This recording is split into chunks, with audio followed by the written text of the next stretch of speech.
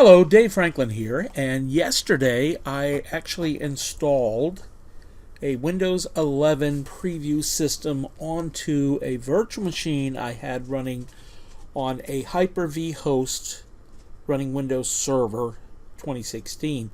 And I just wanted to make a couple of notes about what I had said there. This is just a brief update because, and here is my Windows 10 system, I decided to go ahead and install another Windows 10 system. I've done this many times, but I just wanted to say I was especially interested in the installation screens that we reviewed yesterday and how different they were from today's installation of Windows 10. So in other words, I installed Windows 11 yesterday and made remarks about everything that was going on while it was being installed.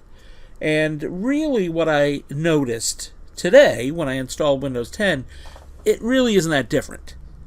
So from the very beginning, where we select the version of the system we're going to install and agree to the license agreement and set up the initial disk drive, and we see it load files, the features and updates and such, it really isn't that different. It's just a little bit faster.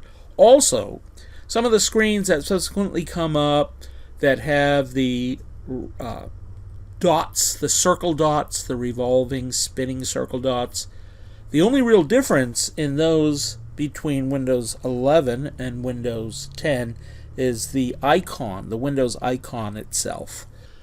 Having said that, I'm going to take this system, which is a Windows 10 system I just installed as a Hyper-V client on my Hyper-V host. I'm going to now upgrade it to Windows 11. So the name of this system is Win 10 to 11, and we'll upgrade that actually to 11, and we'll see just the slight differences in the process of doing so.